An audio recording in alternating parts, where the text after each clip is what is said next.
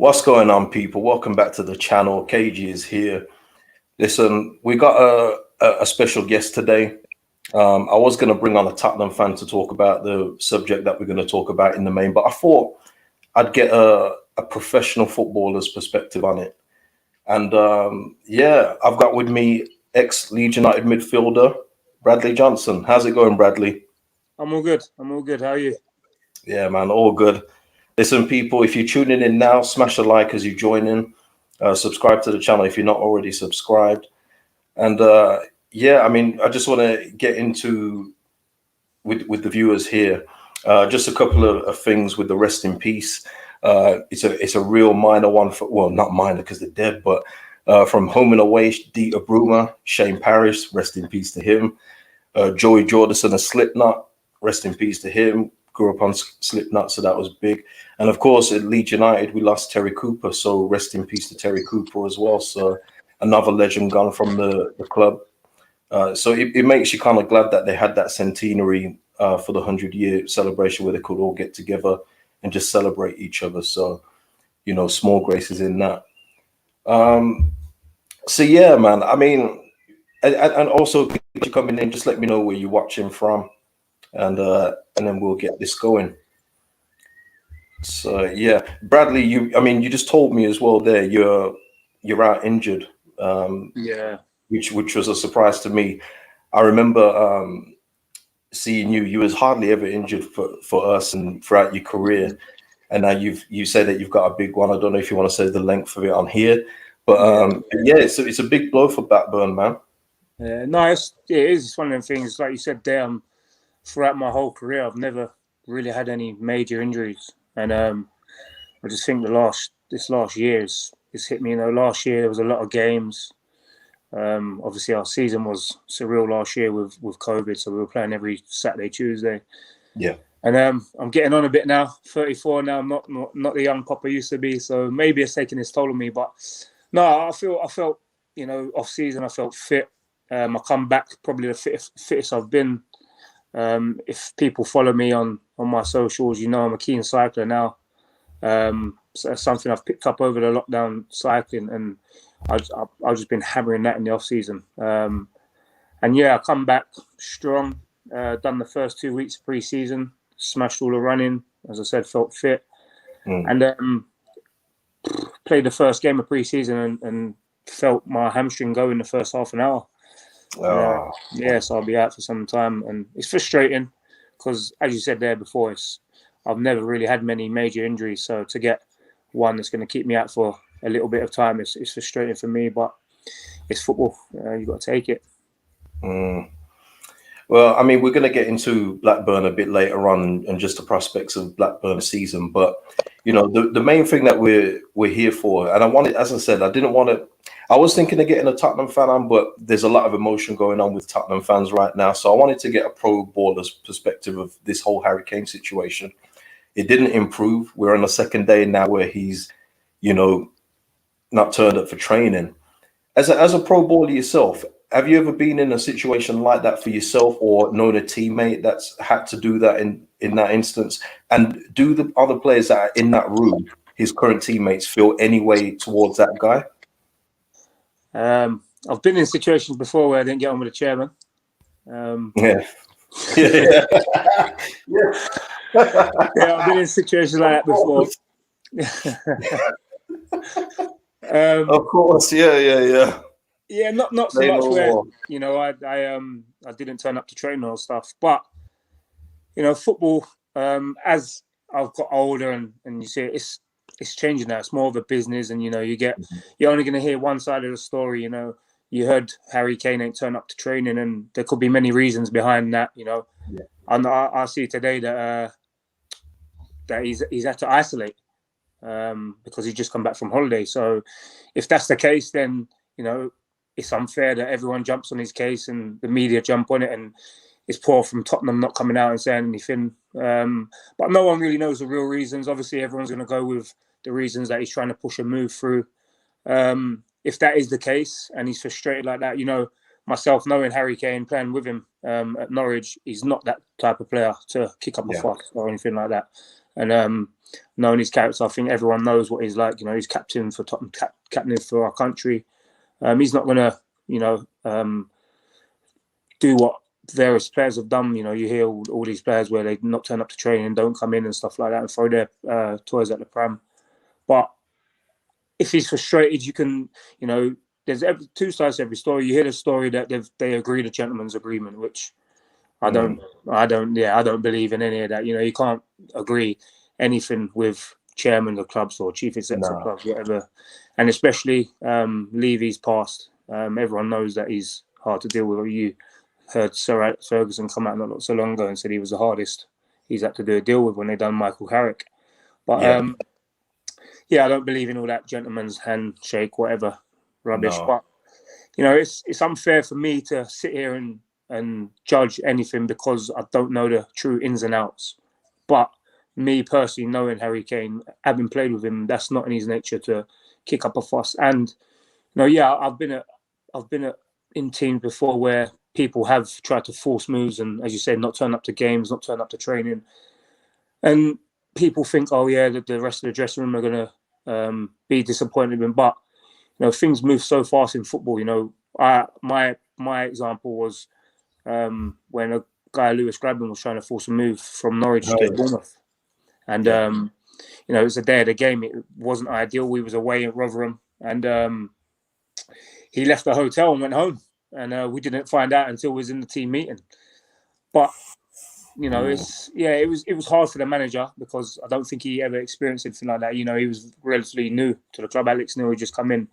Yeah. But, as players, we got to still do our job. We had a game to play and, we spoke about it for 10 minutes, but then when you get your game head on and you go and play the game. But whereas, things like this with Harry Kane, if it drags on for a bit, if he turns up to training, which they said he's going to turn up on the weekend, and then he's still having arguments or whatever, you can't say if he's going to have an argument. But if it does drag on, I think players just forget about it really and just think you start planning without him here. And I think, being a footballer myself, and if I was in his shoes, I think he deserves the move. I think he's done everything for Tottenham. He stayed loyal to them. I know people say, but he's got 2 years on his contract and stuff like that. But, he's one of, if not the best striker in the country. Absolutely. And, he deserves to win titles. And, he's stuck with Tottenham. He's been there since he was 11 years old. And he's played for them for the last 5 years, scored how many ever goals for them. And he ain't won nothing. And, the players of his caliber, they need to be winning stuff. So I can see where he's coming from if he wants to leave there and win trophies. But, I just don't want, the fans and everything to turn against him because what he's done for Tottenham, you can't knock that. And, things like this, when the media, especially when the media jump on a story and everything, it gets out of hand. No one's heard Harry Kane's side of the story. So for all he could have come home yesterday and he's had to isolate. And, no one spoke to him, but the media jump on it and not make up a story, but run with a story. Yeah, he didn't turn up for training, but there's got to be reasons why. So until you find out the reasons why, I think it's unfair to judge him. And if it does come out and he turns around and says, I didn't come in to training because I want to force a move, I want to leave, then, fair enough. Then we can deal with it then from them. But yesterday was a shock to everyone. I was in the training ground and I see it on the news. But then today you hear a little story that he's had to isolate because he's just come back from holiday. So can't really argue, really. And just going back to that gentleman's agreement, because even in a non-business football business sense, I never trust my boss. Never, ever. So I want it in writing. Are you along that same lines then? No, have a clause in your contract or whatever it is? No, definitely. And it's all easy saying, gentleman's agreement. I've been in football a long time and there's no gentleman in football. No. It's business at the end of the day. Yeah. And just on that, Brad, I just want to say as well, with people saying if you didn't turn up for work as a normal person, say, you'd get sacked. But footballers are looked at as assets. So it's way different than the employee in the canteen of the football club than the player on the pitch that's worth in excess of 100 million, say. Yeah. So that's the difference in this, guys. So that's why I always just wonder when people say, if it was me, I'd get sacked. And yeah, you probably would, but you're not as valuable to your company as Harry Kane would be to Tottenham Hotspur. Yeah, no, it's true. It's true. As I just said there, it's a business and we all are assets. So, yeah, I agree with you there. Yeah. So I mean, in terms of that, Manchester City, at this moment in time, let's just say it is how the media are playing it out. Yeah, let's not let the truth get in the way of a good story. Is it on Man City now? Yeah, who will have, I mean, I can't say for certain, but they would have said something to Harry Kane's agent, his brother, and said, "Look, we'll come and get him."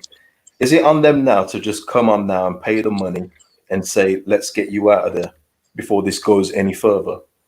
Yeah, well, yeah, like you said, let's not talk about the truth. So if that was the case and Harry Kane knows that Man City definitely want him, they've got to go all in now. They can't make Harry Kane do all of that, like refuse to go training and stuff, because there will be conversations like his agent will be talking to Man City, and his agent will be probably saying, we're going to try and force it ourselves, but Levy ain't budging. So we can do all we can do, but you've got to ultimately do the biggest bit, which is pay the money. And if Harry Kane does all this and Levy turns around and says, listen, we still want 160 mil, Man City, I don't know, they can't not pay that because Harry Kane's done his part, and then there's no turning back now. I think and remember, I'm not saying that Harry Kane has done this, but when a player does do stuff like that, don't turn up to training and stuff like that, he's taking it too far now. There's no turning back. So I think, it's got to go through if that's the case, but we don't know yet, as I keep on saying, talking in hindsight. Yeah. But it's down to Man City now. I'm sure they'll be speaking, and if it is going to happen and Harry Kane's doing this to make his move happen, then it's down to Man City now. And it's just, let's just see what waits and plays out on the weekend. Yes, I mean, complete speculation on my part, of course, and everyone else's. But I do wonder if Man City kind of underestimated any of their players moving in a swap deal. So, like I say, they thought that maybe one of their defenders that aren't being played as much would say, you know what, I'll go to Tottenham. And they've said, oh, wait a minute. No, thank you. You know what? When it's a big transfer like Harry Kane, this is a big transfer. Yeah. I don't think Man City will risk throwing him, because then they put the power in that player's hands, in the other player, if that makes sense. So he can just turn around and say, yeah, okay, I'll go. And then literally last minute, he can turn around and say, all right, I'll go, but I want this now. I thought about it, I want this now. And I think with a big transfer like that, I think you can't have any swaps or anything like that, because it could break down on three parts, where if it's just Man City dealing with Tottenham, then it's a straightforward deal. When you've got third parties and swaps coming in, as I just said there, players, you've seen it in the past where a player will agree to something, and as you said there, it's not written in paper yet. Leave it to the last minute and say, because they know the clubs want the deal to happen, their agent will be like, you know what, last 5 minutes, let's just do this. Let's see if we can get this out of them. And then that could break down the whole transfer. And I don't think Man City and Tottenham, if the transfer does happen, would be stupid enough to let any third party break that down. So I've heard speculation, but then with it being such a big move, I don't think they can risk having a third party, having all the ball in their court. So recently, it only just happened yesterday. You got Mateus Pereira at West Brom, who, he came out and just answered his current manager's claims that he wasn't committed by saying, no, I'm committed, but I had an offer saying that would have changed my life, etc., etc. And I think I wanted to leave West Brom the right way, but he's had to now come out with a statement and say, no, you guys aren't going to paint me like I'm a problem child here. I did ask to leave. I think I'm within my right, and I think he's within his right too, by the way, for his performances. For West Brom last year. He was really like a one-man machine towards the end of the season for them. And if it works, obviously it's got to work for all three parties, of course. But you do see that with people coming out, and that's more to your point as well. Why, if it's not true, why haven't Tottenham just did this now? Yeah, again, he's come out and said that, and it's the same with Harry Kane, really. Until he comes out and says his part, or why he done this or why he done that, then we don't know nothing. He could come out, but then again, I said it was poor from Tottenham's part. I think just keeping it still bubbling over. They could kill it in the water dead if they come out and make a statement. They can either come out and say, Levy can come out and say, yes, we spoke to him this is the reason why he wants to leave and he wants to push the move, and then everyone will know, and then it stops all the speculation. But with them not saying anything, you know, people come up with loads of ideas, but that's the way it is now. You look on social media, and that's the way thing he was. Yeah. Okay, right, man. So yeah, I mean that's what I wanted to get. I wanted to get it from a pro footballer's point of view than an emotional Tottenham fans. And yeah, man, you've put it really well. Obviously, this is all based on speculation. We don't know the truth here and there. So let's just make that very clear. You think he suits Man City? Yeah, I've said it for ages. I've said that the one thing they miss is a Harry Kane, and he works perfectly as well with Aguero being gone, because they've already dealt with a striker that will get them the multiple goals, the multiple assists, but be out for maybe 2 months of the season, but it not hurt them. I think it's a perfect signing for them, especially at his age, 28 now, and he's never relied on pace, you know. So I think it's a perfect signing for Manchester City. Yeah, I'm surprised. Well, you don't know until it happens, but you know, if a bid does get accepted, like 160 million, I think teams like Man United, if they want it, they just got to go all out and just match the bid, and then leave it, make it more interesting. Because if teams like, I don't know, man. Would Man United take him now? I don't know. That's a lot of firepower up front. They'd have to keep. They'd have to either get rid of Martial or, you know, maybe Greenwood. They got they got Cavani again. Yeah. So there's a lot there, and maybe they've got their eye on Erling Haaland next season. Who knows? I think Chelsea are in there. I think they're in for Lukaku. You know, I see that today. Yeah, it's all going mad. It's good for the Premier League, though. Yeah, that's what I'm saying. It's like when Messi was linked with Man City, you know, last summer. Yeah. On a free, you know, he's not coming to Leeds, but I'm thinking that's great. I want to see all the best players in the Premier League. Yeah, it's true. Yeah. So I mean, you're an Arsenal fan, as we know, right? What are you thinking of? What are you thinking of Arsenal's business? Don't get me started on Arsenal. I don't know. It's a touchy subject. I don't really. I'm an Arsenal fan. That's through family. Right. Sort of got off them. Like for me, selling a keeper who I thought was unbelievable for 20 million. Yeah. And then going and buying a keeper for 30 million who's just been relegated just does not make no sense to me. That's just Arsenal all over. Yeah, just be careful, because you might have to face Ramsdale. He might hear this and he might put on a clinic. You know what I mean? Nah, it's nothing all Adam Armstrong. It's nothing against him. It's just the way Arsenal. Their business thing. It ain't made sense for many years now. But who knows, man? You get your hopes up with every season. I think I've not so much nowadays, but before you get your hope, Arsenal always get your hopes up, and then towards when the season starts, you're like, ugh. Because I think they were going to try and start. I don't know if this is true or not. Again, speculation, but I thought like players like Bellerin, Xhaka, all these guys now that have been part of not a winning culture there were going to go. Now they're being offered new contracts. So it's a bit mad, man. So you know what? Let's just go on to Blackburn. Actually, you know, before we go on to Blackburn, Lewis O'Brien, he's been linked with Leeds United from Huddersfield. Have you seen much of him? Yeah, I played against him a few times. He's lively. He looks busy. Yeah, good, tidy player. You can see why Bielsa would probably want him in it. Yeah, he's a running machine, and you know, whenever I've played against Leeds, when Bielsa's been there, every one of them are so fit, and everyone knows that now. And I think he will fit into the way Bielsa plays. Like, he is a running machine. He can run, but that's not all he got. You know, people just think now when you're playing a Leeds team, you just have to run, but you don't, because you have to be very good.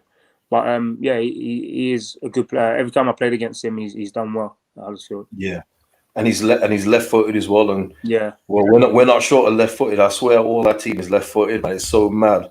We got like 3 right-footed players in the whole team. Bradley, I've got a question here. I know you've probably answered it a few times, but how you felt about Leeds promotion? Wait there, Lee Smith. Are you talking about when Bradley achieved it, or the championship to the Premier League? Sorry, just clarify. But if he's talking about for you, how did you feel, mate? So what, when my promotion with Leeds? Yeah, yeah. Oh, it was one of the best days of my career. I'll never forget. And just the way the whole day went. Yeah. Yeah, how the whole day went. The guy that we're probably talking about there, Gradle, he's being blocked by me on this picture.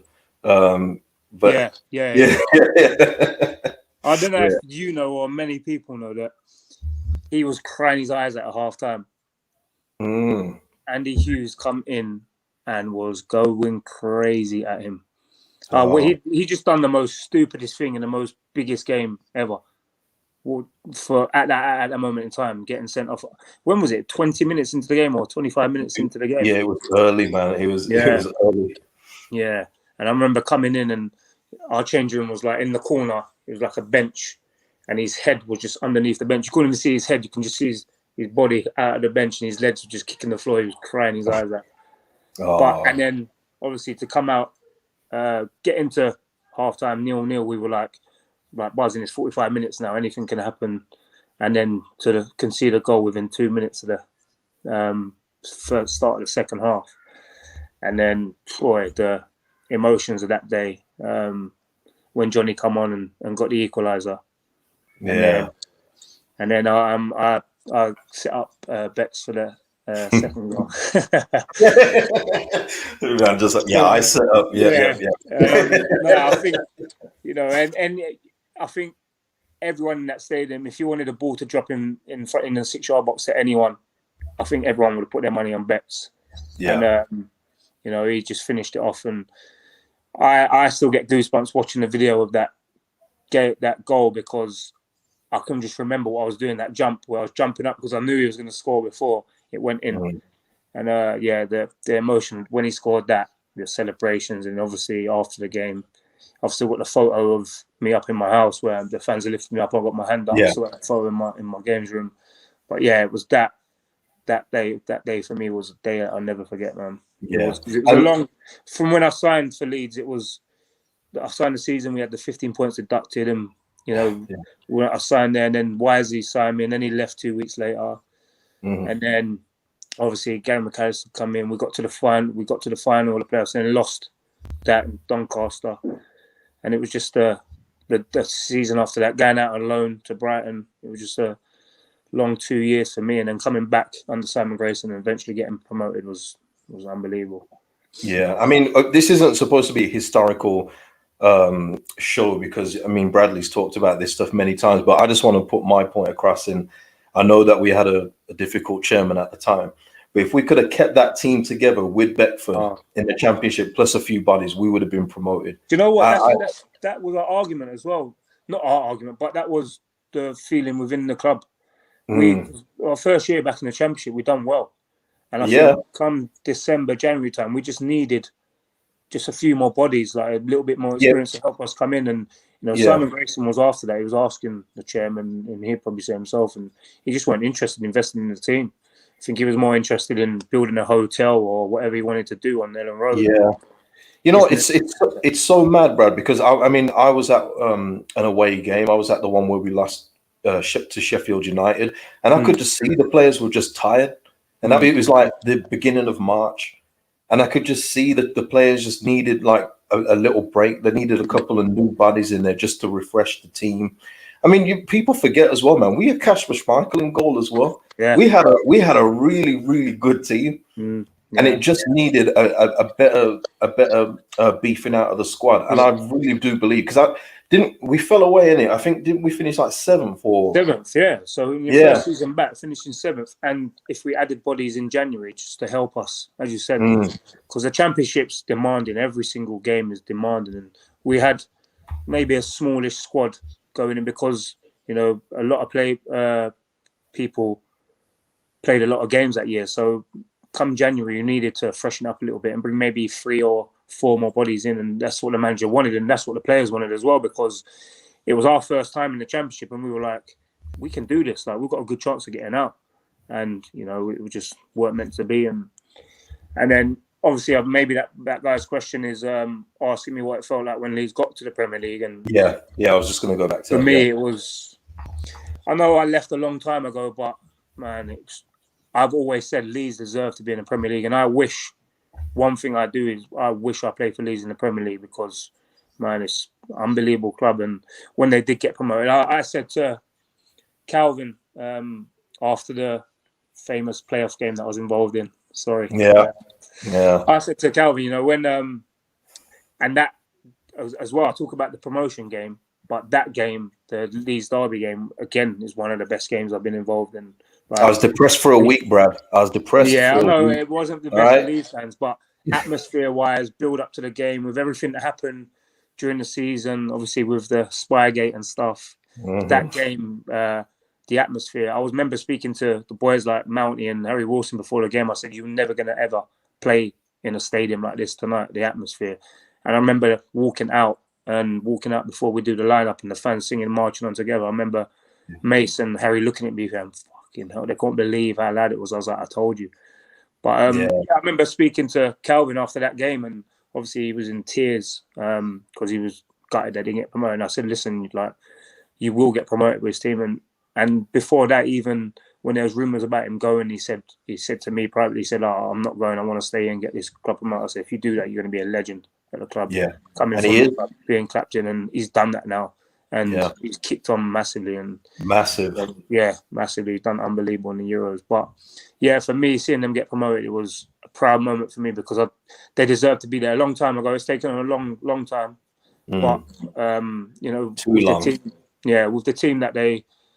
And you know what? Maybe it was the right thing that they didn't get promoted earlier because the team that they've gone into the Premier League now, it's an unbelievable team. And they proved that last year by how well they done.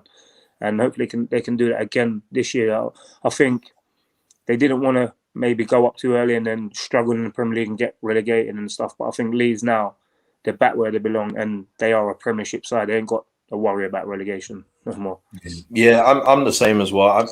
I'm only looking up. I'm not looking down. I think that the foundations are there to kick on and get Leeds back where we used to be, and that's trying to get into Europe, obviously without overspending on things that shouldn't be spent on. But yeah, I think you're right. It's only up now for Leeds United, and I think that's credit to the owners as well, because I remember when I left Leeds, and then I think it was maybe 3 or 4 months after Ken Bates left, and I'm not gonna lie to you, I was sitting there thinking, shit, maybe I've made the wrong move. I shouldn't have left because I don't know there's been so many owners. I don't know what the first one was after Ken Bates, but he come in and obviously new owners promised, we're going to do this and do that. And I was sitting there thinking, fuck, maybe I should have just stayed and like wait for Ken Bates to leave. But I was out of contract and I had to leave.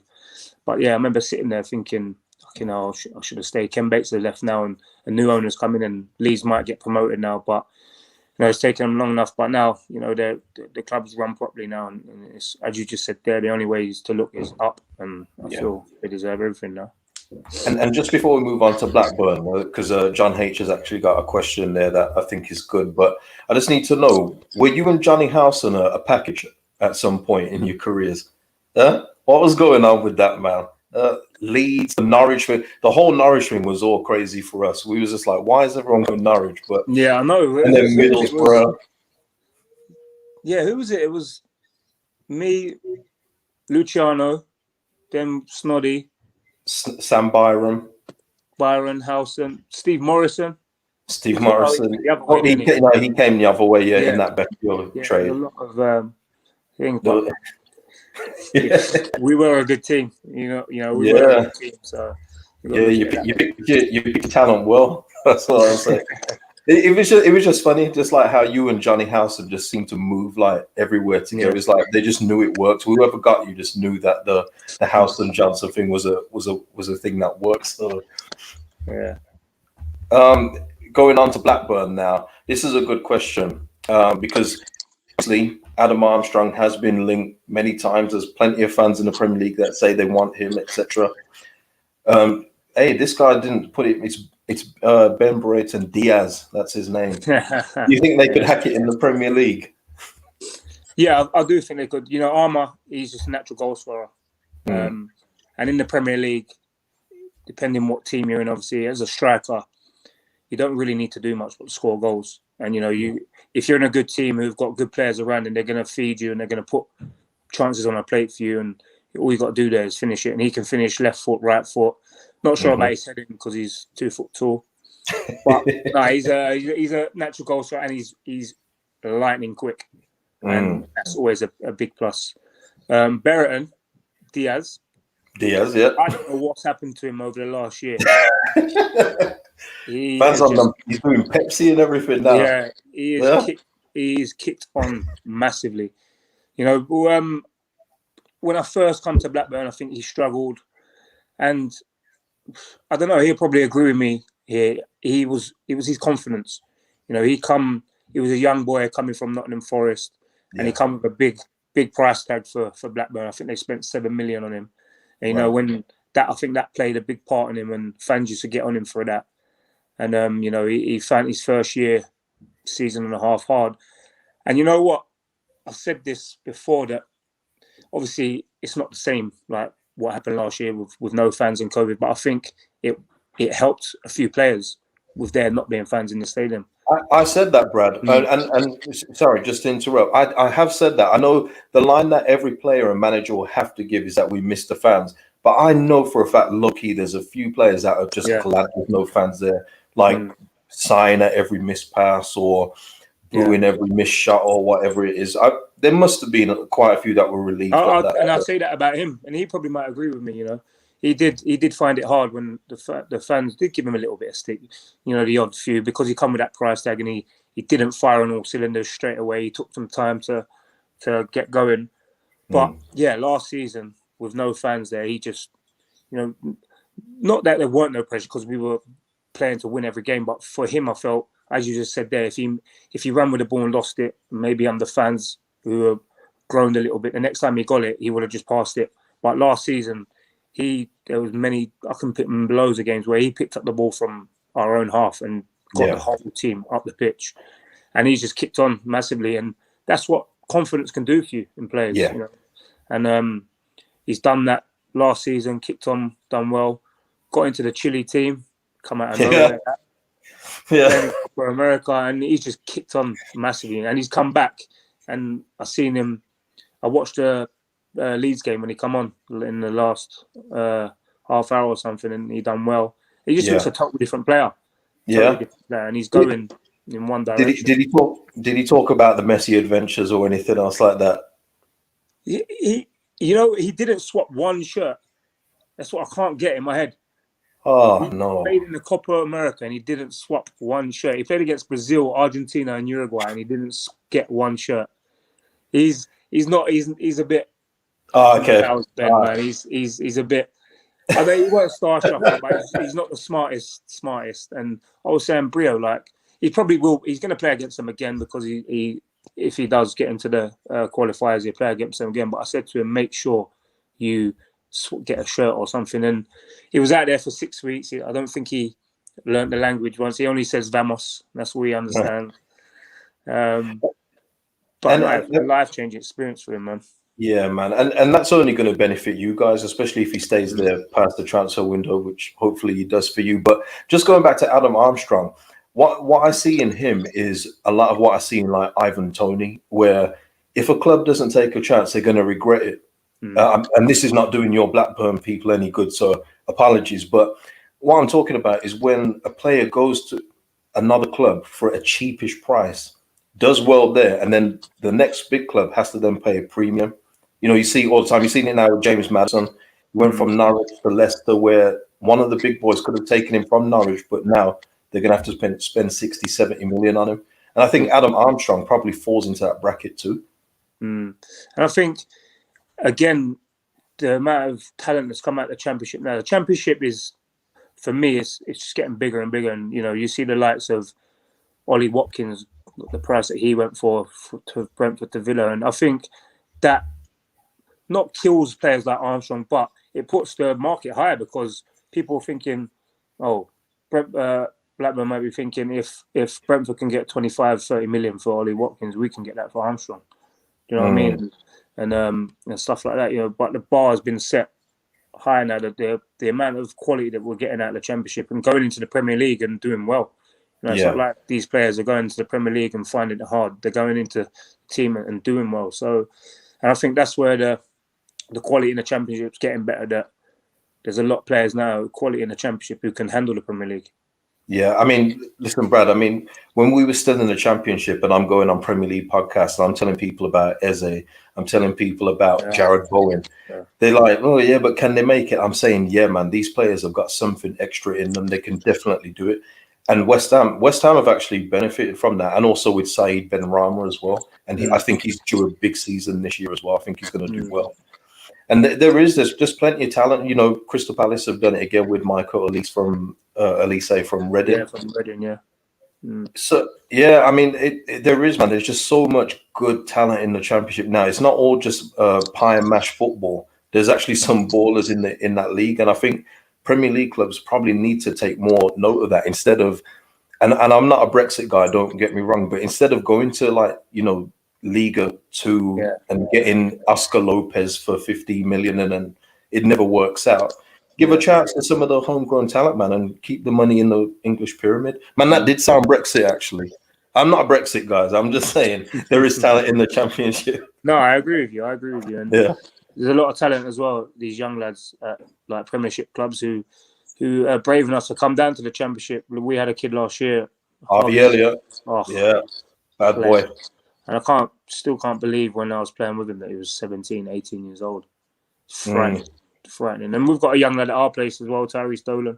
Yeah, I was gonna mention him. You've got there ahead of me both names, man. I was gonna ask you about both because that's what I was saying to you in terms of Blackburn last year. You looked so good at the start of the season, flying out the gate. What maybe they're just, you know, maybe it just faded away a little bit. But those two, especially Tyrese Dolan, man, he's rapid and he can finish, man. I love that. I did feel a bit sorry for Tyrese because Harvey come in and ultimately took his place in the team. And, you know, Tyrese is the most positive little guy I've met, man. And he was always positive. There wasn't a time where he was down in training. And I'd always try and speak to him. I said, look, listen, like, don't let your head drop or anything. You're going to get your chance. And he was always so positive. And he respected Harv. Although Harv was younger than him, you know, he respected him because Harv was a good player. Yeah. And, he just got his head down and worked hard in training, and he'll get his chance this year. I think he'll get his chances. I just felt sorry for him that Harv come in, both top quality players, but they were both fighting for the same position. And Harv obviously got the nod over him all the time because he'd come from Liverpool. I think he's knocking on the door as well for first team involvement at Liverpool. I know there's been talk of a loan, you know, probably back to the Championship maybe, but you know, Jurgen Klopp seems to be using him in friendlies now. So I'll still speak to him. Me and him got the same agent, so I'll speak to him quite a bit. Okay. And I said to him, "What are you doing this year?" And he's just said, "I'm going to be involved in the first team." So good luck to him, man. I hope he does. I hope he does because he deserves it. Man.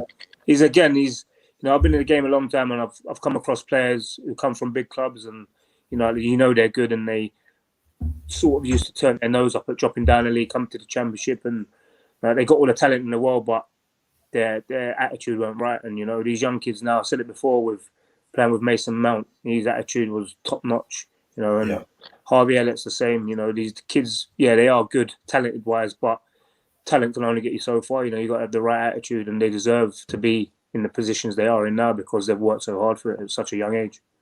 Yeah, man, good advice as well, man. Just keep mentally, it's got to be there. You know, we've seen it before where players have got like bags of talent, but then they just fade away because the mental bit isn't there, and that's just as important as a physical attribute. So, I mean, in regards to that, you know, Blackburn start their season soon. I know you're not going to be involved. I've got Blackburn down to beat Swansea in my Super Six. So, what are the aspirations, do you think, for Blackburn this season? I mean, the thing is, in the Championship, everyone probably believes they can get a playoff spot.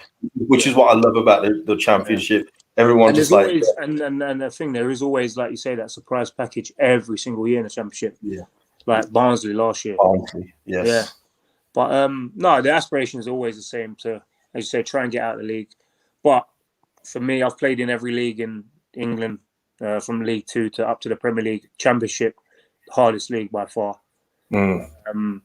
So we know it's not easy, and you know it's demanding as well, mentally and physically, because you play Saturday, Tuesday, non-stop for months on end.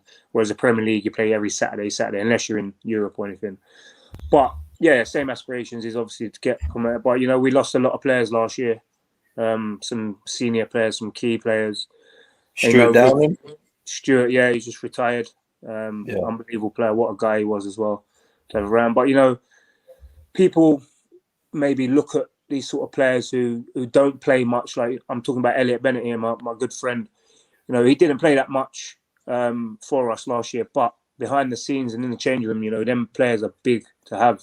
They just keep everyone together. Him, say Corey Evans, and they're going to be hard players to replace. And obviously, with everything that happened last year, no fans, COVID and stuff, I think financially there are going to be some clubs who are going to find it hard and rely on maybe a few loans coming in. Like we done well with our loans last year. We had Harvey, we had Taylor and Jared.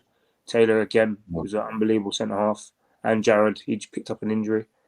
But I think a lot of teams are going to rely on loans as well. And then, the season starts this week, but all these kids who are at Premier League clubs are involved in their pre-season, so clubs are not going to let them out until they see what's happening. So it's going to be hard. But yeah, the same aspirations is to get promoted. But we need, as I said before about every other team, we need a few bodies to come in, and I'm sure the club are going to try and sign some players. And but the same aspirations is obviously get promoted. But this league, it's never that easy. Yeah, and also, Barry Douglas. Someone just reminded me here. Yeah, he's come back to He's come to Poland. Yeah, he went back where he's played before. What was he like? Did he talk about his time at Leeds at all? Because I know he was very injury hit. Never stopped speaking about Leeds. Called himself champ. Barry's a good guy, man. Really good guy. He's really good guy. He's loved everywhere. Blackburn fans loved him. Leeds fans loved him. He's a really good guy, and he's had an unbelievable career. As I said, he always dropped that he was champ. He got championship with Wolves, championship with Leeds. So double. Yeah, double champ. So he spoke about that a lot. But no, he's a top lad, and his left foot was a bloody wand, man. His left foot was a wand, and I think the club would have liked to kept him as well, because we got rid of 2 left backs last year. We lost Amari Bell as well. So, but he's gone back to the team where he used to play in Poland, ain't he? Yeah, I think it's Lech Poznan. I'm not going to try it. All right, man. Just leave me hanging there, yeah? I'm not going to try it. I don't even know where it is. But no, Baz was like one of the most positive guys I've come across in football as well. Always, he loved speaking about like mindset and stuff, and he was always positive. And you can see like on his Instagram and stuff, he's always positive and stuff, which was good. And he come with a bag of experience as well. He knows the championship inside out, so he helped a few of the lads as well. Yeah. Well, just before we go, because we'll wrap up in a bit, but I can't let you go without asking about the whole Derby thing. Like, they obviously gambled a lot and really tried to get up, as did a lot of teams. Sheffield Wednesday being another one who've now been relegated themselves after. I mean, we can only guess from the outside, but the wage bill on those clubs must have been humongous for the players that they had there. And if it doesn't work, well, it turns into what it is now. Derby not so much, but Frank Lampard, he divides opinion. And for me, I just want to make it clear, it's got nothing to do with him like dancing on the pitch. I actually like that kind of stuff when people give it back. That's what football needs. I love stuff like that. But I don't know, man. For me, again, from the outside looking in, I think he just a little bit too arrogant for me in terms of just the way he was. He was very contradictory, with the whole Spygate thing. But then at the end of the game, at the semi-final, he doesn't shake Bielsa's hand, but he'll then in another breath he'll say that's not what we do in England. Just stuff like that. So I know you had a little spell where you was possibly leaving Derby. What was Frank like as a coach for you? For me, yeah, he was a good coach, good manager. But then again, you got to remember it was his first job, so he was learning on the job, if that makes sense. Yeah. And there were some things that he'd done. We were learning off him, and he was learning off of us. He had a good relationship with the senior players. Like, he would always talk to us and ask us what he's doing, what he can do, and like what he wants us to do. And at the first few months of the season where, you know, maybe he wouldn't speak to players when he was dropping them and stuff like that. But again, you got to remember that he never dealt with that in his playing career. He was always playing. Do you know what I mean? So for me, if I can only speak off my experience, when I weren't in the team, he wouldn't speak to me or anything and tell me why. And I'm just a human being, and I'm a grown man. If you tell me why, you've got your reason, I'm going to respect that. I might not agree with it, but you're the manager, and I'll respect that. But he never pulled me aside, and then, you know, I went and spoke to him and told him, and then he just understood. He said, "Oh, look, I understand. I'll make more of an effort." And, you know, there was a few months where I wasn't playing there, and it was hard for me because, as I said, he didn't speak to me personally. But, you know, once I spoke to him and we cleared it in the air, I think he learned a lot from the conversation we had, and I learned as well. And, you know, that changed. And towards the end, you know, I played every single game underneath him after that. His coaching was good. He knows the game inside out. You know, he's been played underneath and been with some of the best managers in the game. So he's obviously learned a lot. You know, he had Jody with him as well, who's a great coach. Yeah. But yeah, going back to that Spygate thing, I think he did take that to heart. As you said, he said that he come out and said it's nothing that he's used to. That don't go on in this country. And it was funny the day it happened. I remember it, man. It was so funny. We were training. I don't think it was the day before the game. I think it was 2 days before the game. Or was it the day before the game? I don't know, because I wasn't playing then, so I didn't play in that game. But I remember we were training, and our training pitch, our first team training pitch, is like down a hill towards the gates, and we just see 2 police vans drive in, and they stopped at the top of the pitch. And then our security guard was there, and the policemen were pointing down at us, and we'd stopped now. The whole session stopped, and we're turning around and looking at each other again. Has any of you done anything this weekend? And were you out this weekend? You were getting arrested or anything like that? And then Jody's ran up there, and then he's there for ages, and a few of the lads were sweating, thinking, "What have we done this weekend, or what have I done?" And then he come back down, and then Jody was like, "Oh, I don't know what they're talking about." He said, "There's someone in the bush," and we were like, "What?" So we just carried on training, and then all of a sudden, the police vans turned around, put their sirens on, and they just jetted towards the exit, and we see them jump out and then run into the bush, and then grab a man out of there. And we were like, "Yeah, what's going on?" And then it weren't until about an hour after training, like when we was eating lunch, that the rumours started coming out. Oh, it was someone who worked for Leeds, and he had binoculars and fence cutters in his bag and stuff. And we were like, "Nah, there's no chance." And we were all laughing about it. But I think, you know, being, as Frank come out and said, you know, that don't happen in this country, so it was a shock to him. And I think what riled him up even more was when Bielsa come out and just said, "Yeah, I've done it to every single team." I was laughing my head off. And I think, and obviously, you know, the game didn't go to our plan that we wanted. You know, I watched the game at home. It was 3-0, weren't it? I think it could have been like 6-0, and you did batter us. And, you know, that's what sort of maybe rubbed salt in the wounds. Yeah, rubbed salt in the wounds. And yeah, so I think going into the second leg, obviously after the prior part where you beat us 1-0, going into the second leg, everyone doubted us. And it was all a question of, has Frank Lampard got the minerals to turn one over on Bielsa? You know, you beat us 3 times. You beat us both league games and the first leg. Yeah. So he's beat you 3 times. And, you know, this is a big test. Frank Lampard, it was like, it weren't even Derby versus Leeds. It was Lampard versus Bielsa. Yeah. And I think, when obviously we did win, I think that was a massive relief for him. And maybe he was like sticking 2 fingers up back at Bielsa, saying, "Oh, you know what, you can spy on me all you want. We just won the most important game out of the 4 games we played all season." And Brad, I think when you look at the game that we had when we went up to the Premier League, his Chelsea team put everything into that game. So much so that they went on a run of games where they weren't winning, because it was one of the few games where Leeds were outrun, and you have to believe that he made sure that Chelsea got the message that they wanted to do a number on Leeds United and Bielsa. I don't think he's let it go. In all fairness, I don't think he's let it go. And probably not, because it did get blown out of hand. Yeah, it went way too far. And Brad, that was story about Spygate is the best one I've heard, because it's coming from a player's perspective. all the media stuff, all that stuff, so boring that I can't listen to it no more. But that's tremendous. Yeah, it was funny. We were laughing about it, and then when someone said, it was someone in a Leeds kit who couldn't speak English, and they was employed by Leeds, I was like, no chance. And then when Bielsa come out and done did he call that press conference on himself? Yeah. That's one where Frank replied, "We do analytics too." Yeah.